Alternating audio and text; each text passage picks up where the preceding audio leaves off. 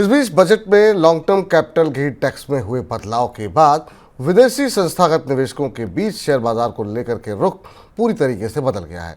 Calendar वर्ष 2024 में पहली बार आक्रामक खरीदार बने एफआईज अब अचानक से बिकवाल बन गए हैं। 22 जुलाई तक एफआईज ने शुद्ध रूप से 25,108 करोड़ रुपए के शेयर खरीदे थे, लेकिन इसके बाद के 3 दिनों में 10,711 करोड़ रुपए के शेयर बेचे हैं।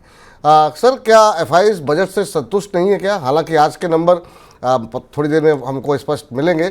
बाजार में आज फिर से बाजार रिकॉर्ड हाई के पास पहुंचता हुआ दिखाई दिया। आपको क्या लगता है कि या इस फैसले से विदेशी निवेशक थोड़े नाराज हो गए?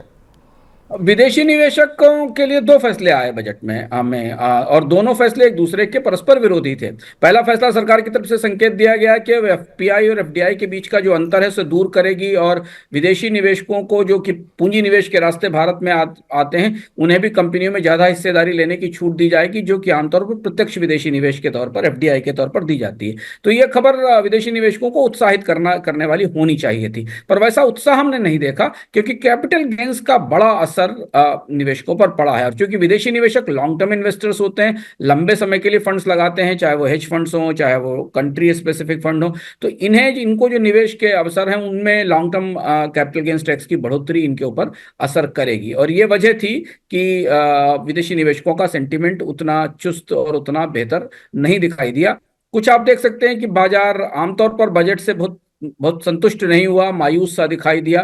तो वो भी था, तो जब बाजार का सेंटिमेंट बहुत अच्छा नहीं था तो विदेशी निवेशकों का सेंटिमेंट तो इससे पहले से खराब है। इसको लेकर